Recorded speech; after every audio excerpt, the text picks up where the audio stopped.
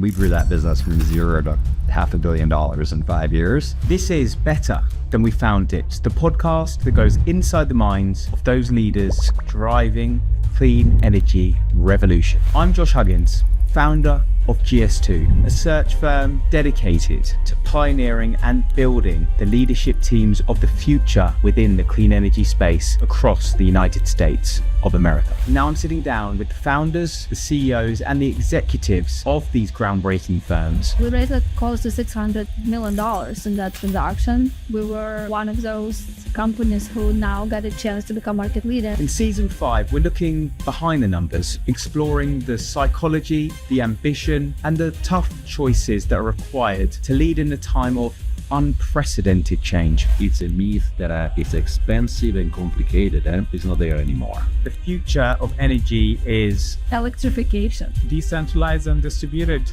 Reliable, resilient. now. My mission is to uncover that playbook for you and for me so that we can learn from these leaders and understand what it takes to build not only a company, but a world that's truly better than we found it. I hope you enjoy it. We often talk about the energy transition as a high-level concept combining policy, infrastructure, gigawatts.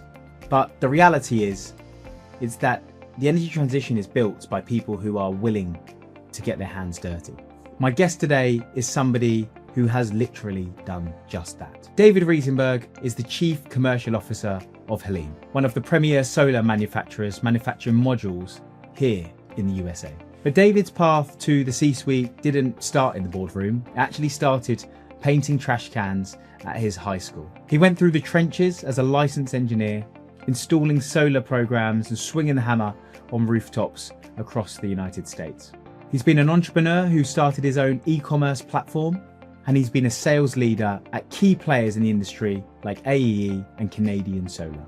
But in the current climate and sales culture, which almost rewards job hopping with financial increases, David's longevity within his career is one of the things that really stood out to me from his journey.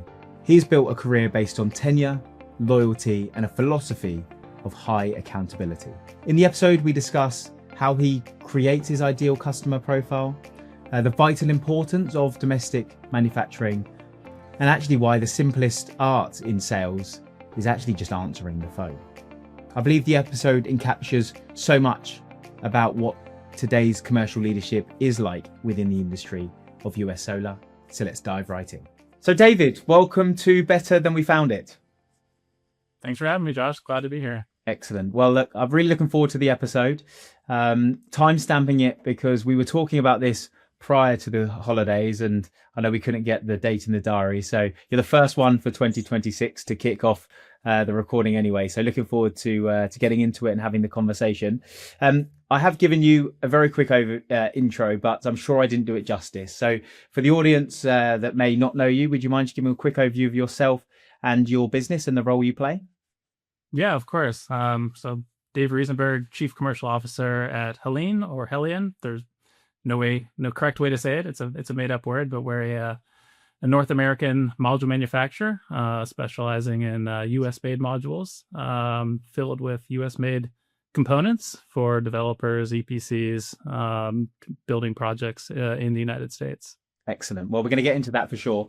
But I think the thing that really stood out to me, and when my colleague Greg put me in touch with you, that I liked was the journey you've been on in your career. So I'd love to tell a bit about that story, and then we can come back to present day of what that looks like. And when we had our pre-call, I remember that your passion for the kind of environmental and sustainability areas started way back in junior high. So maybe you could tell us a bit more around some of that initial passion and how that maybe shaped your career path or even your studies in your early years.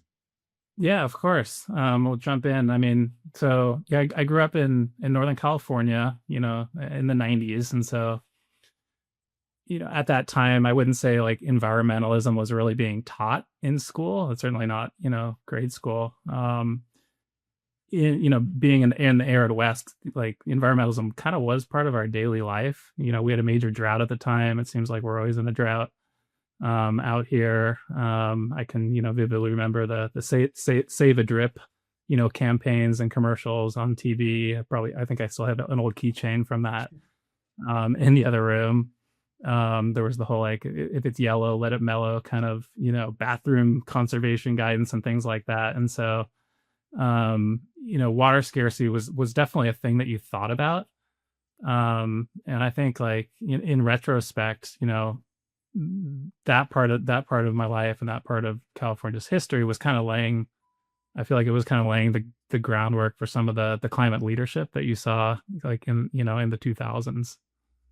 In the state. Sure. And how do you think that some of those parts played a part in your psyche? But also, I know that you mentioned that recycling was something that you were quite interested in, or that you started early on in your schooling days. So how did that come to be? Yeah, I mean, I was blessed. I had, like, one of those teachers that you never forget, right? This was a science teacher in the 7th grade, and at the time, he was very passionate about the environment, and he spearheaded a whole, like, new recycling program, so cans and bottles at the school, and it involved painting trash cans, which any kid could get into. And so I joined him in that mission, and we kind of rolled out, I think, was one of the first recycling programs in a public school system. So I think that was, I think I didn't know at the time, but I think that was kind of another thing that helped seed maybe my passion for the environment, and ended up kind of resulted in where I would go to school and kind of where I'd end up professionally. So studying environmental science back then, when it definitely wasn't the hot topic it is now, was probably quite a bold decision. Do you remember what that was like when you made that decision and telling friends and family? Was that something that was expected, celebrated, questioned? Yeah. How did it go down? Yeah, I was really excited about it. My focus was on water science. So I did my undergrad at CU and excuse me, in Boulder, Colorado, and they had a pretty strong environmental program at the time. Clearly at 18 years old, I didn't know what I wanted to do, with the rest of my life. But I was, passionate about the environment, and they had a great program. I also got into the school, so that was, obviously helped facilitate the path. But yeah, I was focusing on water science, so, like, hydrology, limnology, freshwater ecology, things of that nature. Like, at the time, my dream job was, like, hiking up drainage basins, in the mountains to take discharge measurements of streams. Like, that still actually sounds pretty amazing, but clearly that's not where I ended up. But yeah, I was very excited about it. Everybody was very supportive. It felt like there was a good career path on the exit of college, and ultimately that turned out true. Maybe not how I had originally thought, though. Yeah, and I know from your career, you've been in the renewable industry in some capacity from the ground up. So your early career was actually in the field, in the trenches, installing. Was it solar installer or electric? You did also Yeah, electric. yeah, so both, right? So actually, prior to solar, I was living in Colorado, and I was living up in the mountains. I decided basically to be a ski bum for a year after I graduated. And then after about 6 years of that lifestyle, I realized I should probably, do something with my life. This was, at a time when the housing boom was going off, pretty well. And there was tons of new construction, that the trade guys were making good money. And so I left to become an electrician. Started working for a local firm, and we were doing really well. We had, like, 8 to 12 houses at a time that we were roping up, as we would say, and that's where I got my electrical license, doing mostly residential work, some light commercial work, but that's also kind of where I got my head wrapped around the principles of electricity. So yeah, got my license in Colorado. Got married. The wife said she wanted to take a new job that was in the Northeast in Vermont, and it was her dream job. So, what do you do? Of course, you say yes. And so I thought, the two of us packed the truck and got a trailer and drove cross country to our new home base in Vermont. And at that point, she had the good job, and I was kind of left. I was in a position where I could kind of reinvent myself, if you will. And that's kind of where I fell into solar. There was a company, pretty big company, nationally at the time, Grow Solar, that was just up the street. And so with my electrical background, I, walked in and applied for a job, building solar systems. And so, and got some time with Grow Solar, installing solar, doing, like commercial projects, ground mounts, for businesses, in New England, and doing a lot of residential solar. But it was, it was hard work. It wasn't really as sexy as a line of work that I thought it might be. It was, sliding around on icy roofs, standing seam roofs, in the winter, and carrying modules around. It was just a lot of manual labor, in all honesty.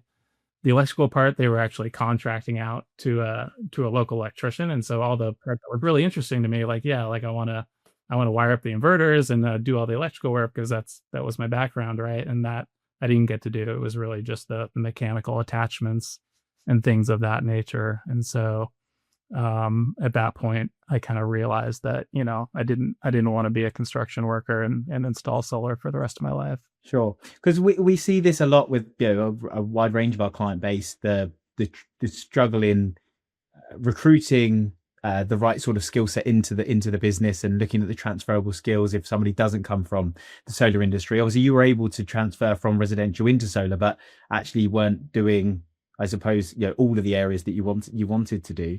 Do you see that across the industry still now, that it's a struggle to transfer the electrical skills people have in other industries into solar, or do you think that the gap is easier now to bridge? I don't think so. That said, I'm probably one or two kind of steps removed from the actual construction, right? Because I'm dealing with some procurement person at some development company who's then contracting a third party EPC who has a whole team of, boots on the ground doing that electrical work. My sense is that, and I know specifically in key markets, there is a lack of like licensed electricians, for example. And so it has been difficult to get enough qualified people, to actually build these projects and get them, operational. So I have heard about that, but I'm not, in my role today, I'm not directly involved in those parts of the industry. Yeah. I mean, we see it a lot with our client base and the demand that we have. I just wondered if you had a perspective, but no problem. You then had the entrepreneur bug and created and started your own business, which I think probably lends itself quite nicely to your future career as a commercial leader. But just as a high level overview, what was tell us about the business, and what was it that kind of prompted you to set that up? Yeah, so I'm at Grow. This is like, circa 2008. I realized I was tired of going out on the trucks and climbing up ladders and sliding around. And so I wanted to sell, right? I was like, I was an eBay power seller in high school. Like, I really enjoyed the thrill of selling things. And so clearly that's an important part of the industry. Yes. And so I walked down the hall and I talked to the head of sales at Grow, and he was like, 100%. Yeah, I want to hire you. Go talk to Shelly in HR. Right. And so I went and talked to Shelly, and I'll never forget her, but she basically said that no, company policy is you have to work here for, 6 months or 12 months or whatever she told me. Granted, yeah, the sales guy wants to hire you, but you can't do it until you install more. And so I said, I was super frustrated, right? She was essentially blocking me, and she had the control of that gate, and I couldn't go do what I wanted to do. And so, I took that frustration and I turned it into entrepreneurship. I was like, I know electricity. I'm passionate about the industry and the environment, and I want to sell. And so that was kind of what drove me to create my own career path and start EnergyShip. And as a high level overview of what EnergyShip was or what it became, could you tell us a bit about it? Yeah, so EnergyShip, again, started in like late 2008. It was essentially an e-commerce platform. And this was a time when, the solar industry was not super mainstream. It was a much smaller industry than it is today. But it was e-com at the end of the day. It was an online store. The business model was essentially, free designs with kind of the hope that they buy the product from me in the end. And looking back, that whole model kind of ties back to a principle from the book Influence. I don't know if you've read Robert Cialdini. But he talks about the law of reciprocity, and which is basically means like if you offer something for free, the recipient in turn feels an obligation to, and I think that's ultimately why that business was successful. The hook was I was giving them like this, free, highly complex design work, literally like doing all the work in Word and emailing them all the calculations. And the hope was that, by providing that like massive free value, they would turn around and actually, add things to their cart and buy the components I told them they needed to buy for the system. And it worked. It was a super kind of like, low overhead business. I had to, get web hosting. I had to learn SEO. I was drop shipping everything, right? So I wasn't carrying inventory. So it was a really easy business to get up and off the ground. I was doing, like I said, I was doing all the like longhand, like DC string designs and calculations by hand, like all the voltage drop calculations. And, that stuff ties back to me looking at the NEC book, right? From when I was doing AC work, temperature coefficient designs, which is more solar specific, and just, long form typing it all out and emailing it to them. And I did some pretty cool systems. I did like a lot of off-grid cabin type projects, mostly kind of DIYers that were buying these things from me. I did like an Airbnb. It wasn't Airbnb obviously at the time, but it was a B&B, I guess, in Costa Rica. And they had solar that was, they didn't build right. And they had a micro hydro system. I was actually selling solar small winds, like DC charging, battery charging wind systems and micro hydro systems. Which was fascinating. Did you get to go and visit any of the projects? No, I've been trying to figure out where this B&B is in Costa Rica. I'd be able to go down there and make a vacation out of it. But a lot of the projects were like just kind of tech savvy people who were wanted to save a buck and build a system in their backyard. And so, I mean, it really was kind of like a pure eat what you kill entrepreneurship, right? Like from that period, I would say like there was kind of like just two like kind of main beliefs that I draw from it. And that the first one is like agency is everything, right? So like feeling that you're in control of your actions and the outcomes of those actions. And then B, that technical depth like matters, right? You need to be that subject matter expert to instill the trust to win the sale. And what was the shift in the mindset like from being in an employed position to that eating what you can kill and knowing that if you don't sell anything, there's no regular paycheck coming in? How did you adjust to that transition? And what was your wife's view of it at that time? Well, I mean, we were blessed at the time because she had a solid job, and I really had some runway where I didn't have to like be terribly profitable on day one to build the business. So I was kind of blessed in that regard. The company that hired her, we were living in like a little mother-in-law suite above their garage, right, which was fine when we were 22 years old or whatnot. But just having the runway to know that I didn't have to, have, have a huge income from the business really allowed me to invest the time to learn everything I needed to learn, right? Because I'm learning web design, I'm learning search engine optimization, which is, impossible, just kind of an art more than a science, really. I had to learn the product. So like, I was buying from distributors and they had catalogs, AE being one of the distributors that I ended up working for. But I had to get my head wrapped around how all these parts and pieces fit together to enable me to, turn around and offer them to customers. Sure.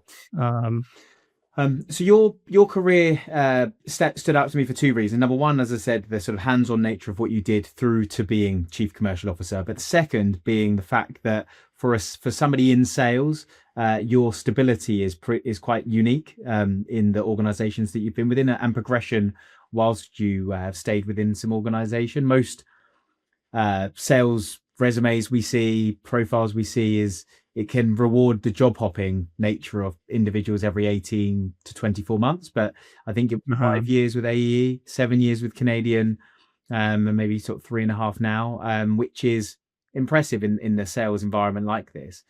Could you tell me a bit about that philosophy of why long tenure has been important to you, and I suppose how that's helped in your career in terms of progression and development that maybe you might not have had if you had moved around so much, and maybe also the offering view of what the flip side could be? Yeah, I mean, we see this all the time, right? Particularly in tech, I would say it's very, very common. If you look back in the last 10 years on LinkedIn, people's career paths, and it's like every 18 months. I never took that 18-month salary bump technique to heart. Like I feel like I've always chased like a learning curve more, and so like you're very passionate about learning. I always want to keep learning. And so like if there's kind of like one rule that you could boil down from that train of thought is like, stay until you stop learning, and maybe leave before you start resenting it. Right. I think what most people miss is when you have that tenure in a job, like you have something that job hopping will never give you. And I would say it's like compounding judgment, meaning like when you stay at a company long enough, like you start to see like, how decisions play out, like the good ones, the bad ones, the unintended consequences of those decisions. And you can start to recognize patterns earlier. And I think you get kind of a deeper understanding of your customers, which, obviously is important in any sales role. And so you can kind of identify like those landmines, before anyone else notices them. And I think, those have been particularly helpful for me in my career. Sure. And if you were talking directly to somebody who maybe slightly earlier on in their career, they've hit that 80-month point as a sales individual within the industry you've been in, within the renewable energy industry, and they're thinking, I need to move here because I'm not getting the progression, or I'm not getting the what I want. What would be some advice you'd give them as to how they could perhaps resolve that internally before they went externally? Because I'm sure there were times, although you didn't move, you may have considered it, but you made the decision to stay. So what can you learn from the experience you've had that might be useful advice? Well, I mean, I get it. Like, I understand why people jump around. Like, and you got to get your nut, and you need to like, you need to make a living for yourself and do well, right? Everybody wants that, but I just feel like there's so many more benefits that when you really kind of dig in and fully understand the business, you extract more value that can then be applied to maybe other roles that you take down the road. So yeah, he was, super tempting to jump ship, and, you always hope the grass is going to be greener, but you never really know. Right. And for me, like, I only left distribution and like after I stopped learning. Once I had totally figured it out, it was just, rinse and repeat. And like, I had seen the pitfalls, I had seen the successes, I understood why customers bought, what their motivations were. And I just wasn't growing professionally. And that was the point where I realized I needed to do something new so I could learn something new. For sure. So you're now Chief Commercial Officer at one of, I would say, the premium manufacturers making US made modules. Could you tell us more about the business, sort of the structure, the size, your client base? Just give us an overview of a bit more about the organization.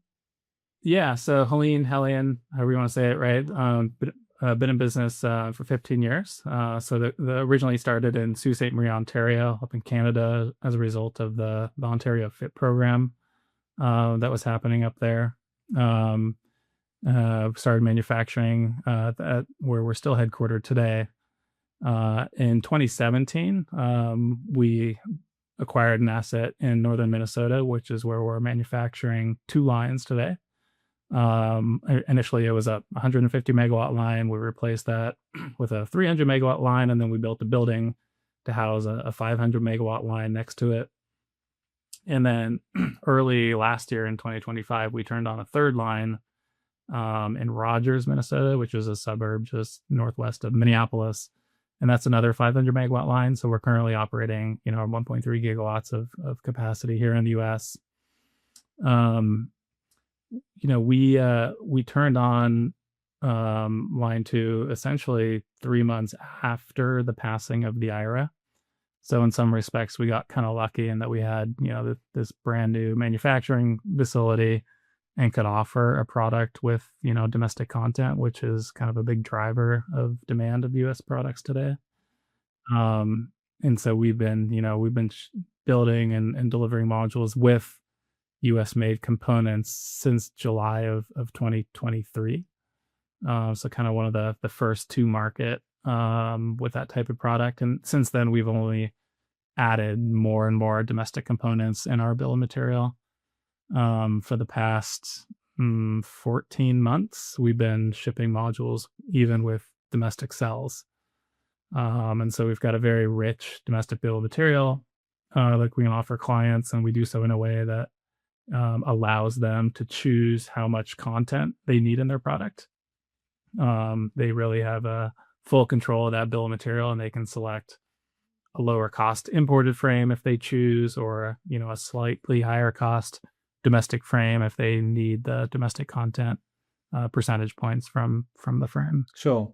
And I suppose the conversation I have with people that are slightly on the edge of the industry outside of the direct solar manufacturing industry is that there is can be a bit of a race to the bottom.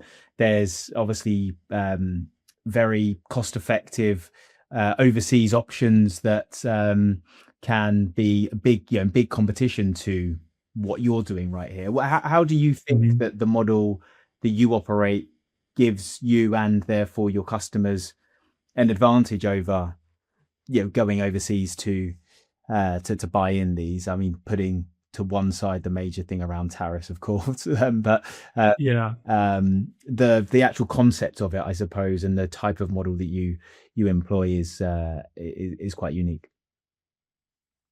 Yeah, I mean, like I did that business, right? I've shipped, I've sold a lot of product that shipped from across the globe in containers and through ports and customs and into projects, right? And like I'd say anybody can ship a container, but like the hard part is really supporting the projects, like getting that product to deliver at the right price, at the right time, isn't as easy as you might think on paper. The whole like kind of just in time model, like I think dates back to Toyota, right? Where they were, essentially buying raw materials as soon as they had hard demand, and everybody in manufacturing uses the model today. But we use it because we do have so much flexibility and the components selected in the module. So if if you need a 1.6 meter cable, we're going to go out and buy that junction box with the correct cable length on it. And it really ultimately gives customers that precision in the product that they get and that consistency. Also having a full team here in North America, I think, helps with responsiveness. And that's something that's generally very highly valued from a buyer.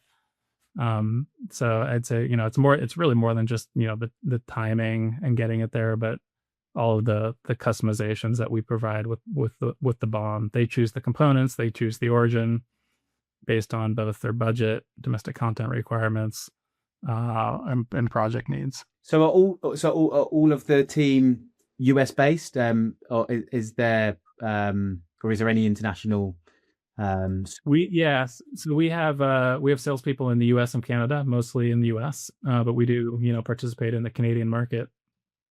Canada's market is much smaller than the U.S. They might be a gigawatt size market this year, but in the grand scheme of things, all the demand is really in the U.S. And so generally, that's the market everybody's focusing on. But a lot of our back office, logistics, finance, customer service, inside sales is still operating out of the headquarters location in Sault Ste. Marie. Okay, understand. And as your role of chief commercial officer, I speak to a number of people in your position, and sometimes the remit can be slightly different company to company. So what falls under your remit as CCO? Could you explain a bit more about? Yeah. I mean, in simplest form, it's like it's all demand and revenue creation for the organization, right? So I oversee the sales team, bunch of regional managers. I have a director of sales, oversee inside sales and marketing. So it's really kind of the full front end of the organization. But of course, sales is gonna need to work with supply chain, with logistics, with finance, with inside sales, with every key functional department within the organization to get these deals done. Sure. Yeah, and I think that's one of the interesting things around sales careers and how they progress is the broader nature of the relationships that are needed internally as you scale in the business to be able to not just be selling to your customers, but obviously you need to sell to your stakeholders inside the business as well. As you've progressed your career, what do you think are some of the lessons you've learned in leadership, not just in leading sales teams, but in being a leader within a broader organization when you are a sales individual? Because I think that distinction can sometimes be quite difficult for people who have been very good at individual contributing or even leading purely a sales team, but maybe are seen as slightly separate to the overall organization, if you see what I mean. I'm interested to see how your perspective is on that and the lessons that you've learned in growing your career from a more corporate perspective.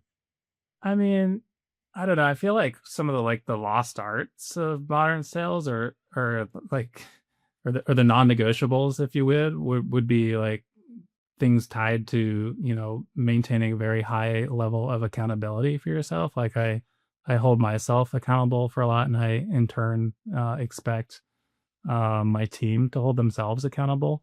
And that's like in simplest form, like answer the phone when it rings, right? Like it sounds like such a simple thing, but like you'd be surprised how many times like I hear and my team hears like, oh my God, like it's so like I can't believe you picked up the phone. I can't get a hold of anybody at such and such. And like that little thing, as simple as it sounds, like I think just goes much farther than people realize. So like if I had to summarize my whole leadership philosophy, I think responsiveness is a lost art. And do you and what about how you said how sales team interacts and engages with the wider organization? How do you facilitate that in a with people who maybe are more singly minded? And maybe I'm generalizing salespeople here, but they have their number, they want to hit their number, and that's their focus. But getting them to interact and engage in a positive way with the wider partners and colleagues across the business can sometimes be tough. What about the accountability in that regard? Do you have to spend time on that? I do. For me, like probably one of the, it's a lot of coaching, right? It's like, teaching people where to go for not providing the information, but, saying this is how you can get it on your own next time. Because ultimately, like I can't do it all. I need to create a team of people who are the heroes within the organization and super successful on their own. There's just we're never going to be successful if I'm the one gatekeeping every single piece of information that's missing to get something accomplished. So from a leadership perspective for your team, are there any specific kind of rules or sales tactics that you use to drive high performance, or that you look at across your team, or any kind of philosophies that you live by? I mean, there was one like like if maybe there was somebody who was struggling, I might encourage them to, or ask them to do like a 10 by 10, which I don't know, forget where I picked that up along the way, but like 10 outbound calls by 10 a.m. Right. And this is just an example. Like I don't require this for my team. You're not there whipping them with a stick. No, but it's like, you need to, I think you need like discipline beats cleverness. And this is like the form of discipline. Right. And so like discipline's going to outperform cleverness like every single day, like hands down. And, humans really, can connect with other humans. And that's ultimately going to drive revenue. Right. At the end of the day, like companies are just like humans communicating to it. So like the 10 by 10 thing is really an example of a system. And like, that's the important part. I think like the best quote of this comes from James Clear, his book, Atomic Habits, or wherever he got it, where it's you don't rise to the level of your goals. You fall to the level of your systems. And like, you see this everywhere. Like you see it at work. I see it when I'm helping my kids with their homework. I see it in my fitness life. Like literally like everywhere. Right. I would say you don't become what you want, but you certainly don't become like your potential. That's for sure. But you become like what you do regularly.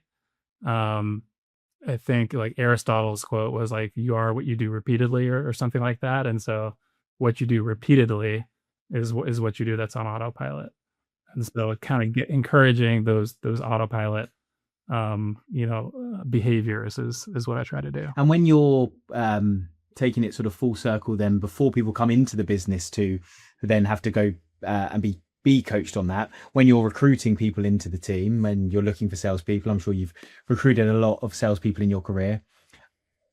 What are the specific traits or things that you look out for that makes you have as much confidence as possible, because you are dealing with people, to be a good hire, and how do you assess that? Yeah, I mean, we have kind of like, HR is always going to come in with like kind of their standard, interview questions. And I try, I'll use them, of course. Some of them are good questions, and I think it's important to just to hear the responses to those kind of HR, crafted questions. But like a lot of what I'm looking for is on culture and taste, right? Like I'm super interested, like what content are they consuming? Like what what books are they reading? What subreddits are they hanging out? Like I want to get to know these people. We're going to be working with these people, like spending more time with these people than we're going to be spending with our our families probably, right? And so just understanding like who they are as an individual and what their tastes are in life, I think is an important kind of way to help validate if they're going to be a good fit within the organization. The other thing I would add is like, I think initially, I was probably more apt to like kind of hire more junior people for the role. I feel like that's a losing strategy. I think getting people with more experience, more direct experience, more established sales professionals is always, even if they cost more, is always the better choice. And that's probably just a lesson hard learned. Sure, that's interesting, because actually I probably have I don't know, for the people the sales leaders and commercial leaders I talk to, there's probably a bit of a difference of opinion of different people as to how they see this. So the benefits, of course, of hiring experienced salespeople are they can be much quicker to hit the ground running. They understand they need less time. But what about if I pose a slightly different argument that maybe they come with some bad habits, their processes are quite ingrained and it's difficult to change them, and maybe the type of sales they've been doing is difficult to transfer into the type of sales that you do now. If you're faced with that type of challenge and somebody has slipped through the net to get to you with that, how do you then deal with that? Because that can be a bit more of an expensive mistake, I suppose. I mean, in sales, like you got to put points on the board at the end of the day. Generally don't really care how they do it, right? I care that they pick up the phone when it rings and during business hours, of course. But like, if some people, just are, super productive from 9 to 11 at night, and they just bang out and get a ton of work done then. Like that's not me. I'm crisp and my mind works much better in the mornings. And so, in terms of like bad habits, like, I feel like you can kind of tell by talking to them and kind of getting a feel for who they are as an individual. The other thing that's been super important and useful in that whole vetting process has been like references, right? Like I'll never hire somebody without speaking to, at least 2, if not 3 references, because they're only going to show you what they want you to see in an interview, right? And so you have to talk to people who know them. There's one question I always like is when I'm making those reference calls is like, I'll generally kind of like, lead in, like, oh, I love this person for the job. I feel like they have all the attributes that I'm looking for, and really, really talk them up, because clearly they're going to, recommend somebody who's going to say something positive about them. And they'll say, but the one thing I just can't put my finger on is like, what could they possibly be missing coming into this role?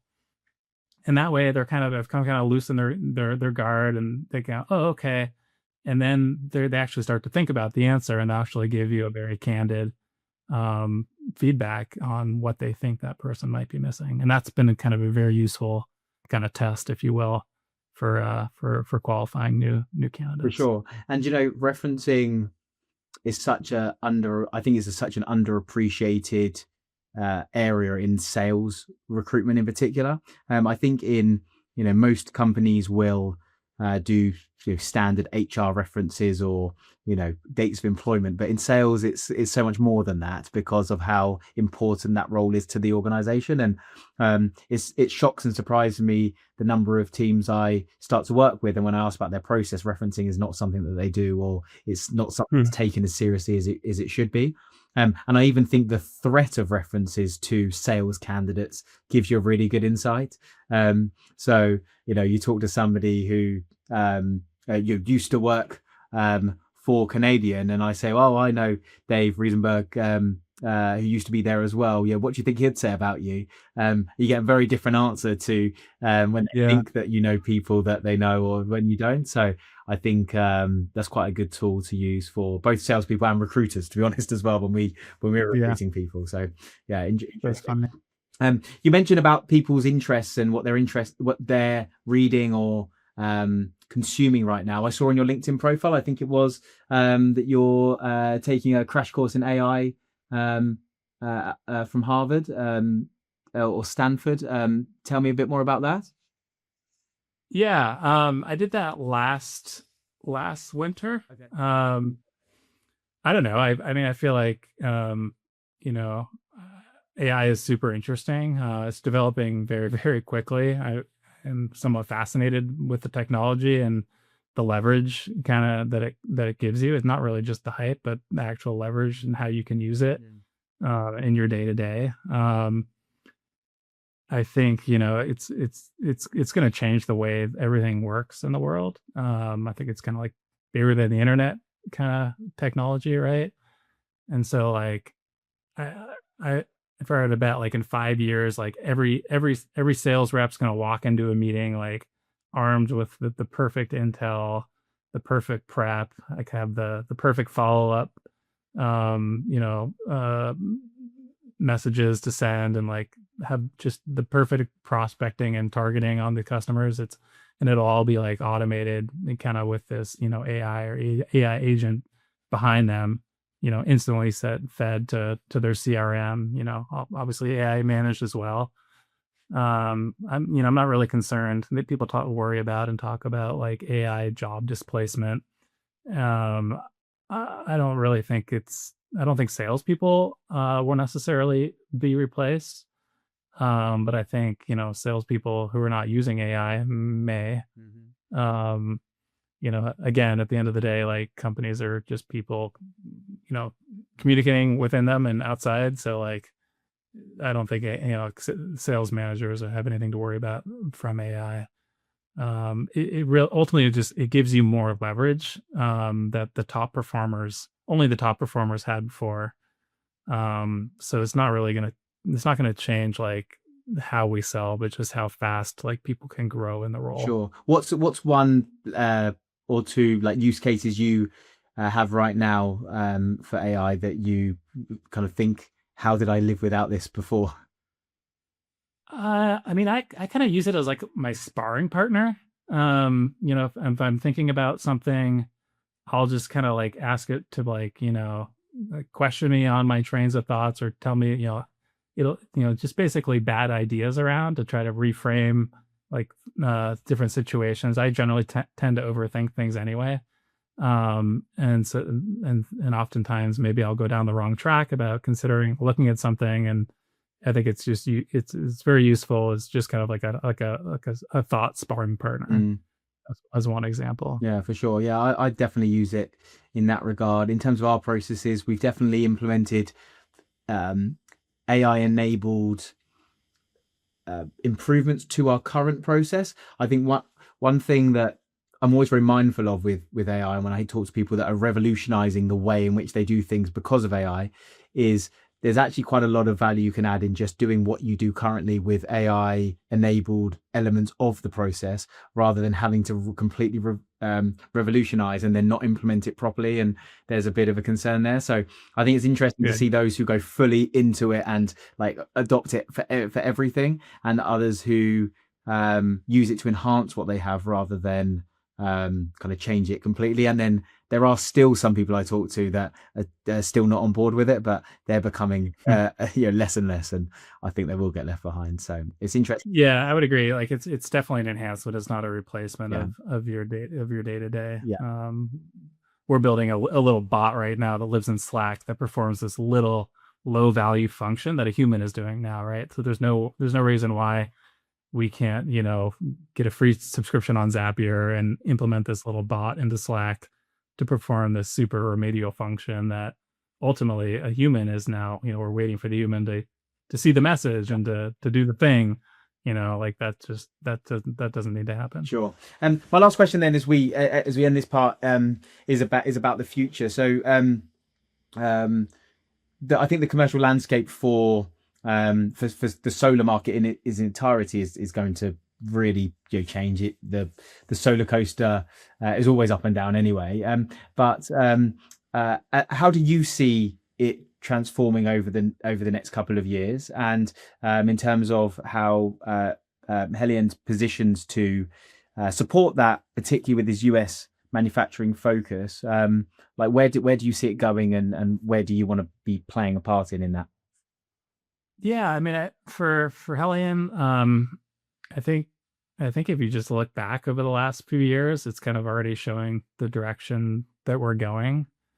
To be a leader, in the next era of US solar, it's not just selling containers and modules on a price per watt, right? I mean, I feel like that ship has sailed. Like you need to be interpreting policy. You need to be minimizing your customer risk related to, UFLPA or FIOC or tariffs or wherever the case may be. We need to continue positioning domestic content as like the economic lever, like showing people the value. Like it's not just a pure 10% times the cost of your project that, you're thinking about it wrong. And really it's just kind of like aligning our product into projects that hopefully has a grid that's getting reshaped to accept those electrons. So really, like, it's we'll continue to be strategists. My team will continue to be economists to some degree, policy analysts, and then clearly high level operators. Sure. Yeah. Excellent. Well, good luck with all of that. I'm sure there's a lot on your plate, but maybe your AI bot can help you figure out exactly how to do that. So I've got some quick fire questions I'd like to just pose to you before we wrap things up. So quick answers straight off the top. What would you say has been the best piece of advice in your career that you've ever received? Be present, be here now. What's the biggest myth about the solar industry that you wish would go away? Rooftop solar makes electricity more expensive. You've already mentioned a few of them, so maybe it's one that you've already mentioned. But what's your favorite book that's influenced your leadership style or approach? Oh, maybe Good to Great, Jim Collins. Yeah, it's come up a few times in in the podcast. The California sun or the Minnesota cold? California sun, baby. Of course. And if you weren't in solar, what do you think you would be doing? I mean, probably tech, maybe biotech. Why's that? Well, just my background, environmental. I took a lot of biology classes, super fascinating, and I follow tech a lot. You said you have a clear head in the beginning, in the morning. What's one habit that you do to start your day? Oh, coffee, of course. First thing, straight away? Well, shower, then coffee. Yeah. I'm trying to do 90. I'm trying to do 90 minutes no coffee, but it's pretty tough.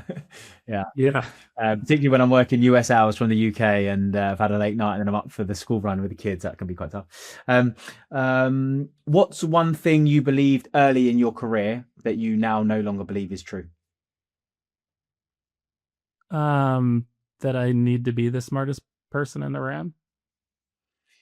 And if I ask you to finish this sentence, the future of energy is distributed. Now, I'm asking all of my guests who are kind enough to come onto the episode if they could recommend one leader from the industry or the clean energy space that you think could also be an interesting guest for me to think about for the next series. Is there anybody that comes to your mind? And if so, who would they be and why? I would try to get David Katz on. David founded AE, and was kind of a main draw for me to get into the distribution business. Sure. Well, maybe I might ask you to make an introduction if you still have contact with him, but we'll see. And as you know, the podcast is called Better Than We Found It, because not only do I believe organizations have a part to play in driving society forward for the good. Those organizations are made up of individuals and their personal ambitions. So for you personally, when you look back on your career and you think about everything that you've achieved, what do you think would make you feel proud to know that you've left the world better than you found it? I mean, just working in this industry, right? It's the feel good industry. Like I feel like, we're reducing carbon emissions. We're deploying renewable energy, which, clearly the world needs more of right now, more energy in general, but solar being the lowest cost form of generation and the fastest way to get those electrons onto the grid. So did you see your career always being in solar? It's hard to imagine changing gears and jumping into something new at this point. Yeah, I feel like I'm pretty embedded. Yeah, for sure. Great. Well, look, thank you so much for sharing your story. It's been fascinating to hear the technical side, which I have to admit, some of where you were going may have lost me. The career side, the commercial side, and then through to your ideas are on the future. I'm sure there'll be people listening that your story resonates with, or they're on an earlier stage of their sales career in the industry that might want to reach out and pick your brains or just get your guidance and advice. Would you be happy for people to do that? And if so, where should they find you? Yeah, they can find me here at work. LinkedIn a good place. Are you active on there, or where?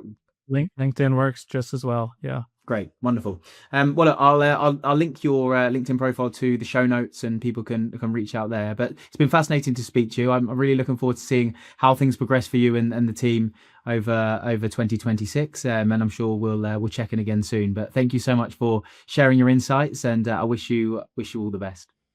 Awesome. Thanks, Josh. Thanks so much. David's story is about someone who didn't wait to be told to learn a new skill, build a new territory, or even start his own business. What also stands out to me is his perspective on tenure and loyalty. In a world and a job market of constant movement, David's philosophy around digging in and making it work, and fully mastering a role, is something that really stands out of the crowd. And he also reminds us that sometimes the most innovative sales strategy is simply being responsive when your customers call and picking up the phone. Thank you for listening today to Better Than We Found It. To learn more about David's work and that of Heliene, then please check him out on LinkedIn or the organization's website. And if the story or conversation resonated with you, then please share this episode with a colleague or a friend to help amplify our message. Thank you so much for listening to Better Than We Found It, and I look forward to seeing you on the next episode.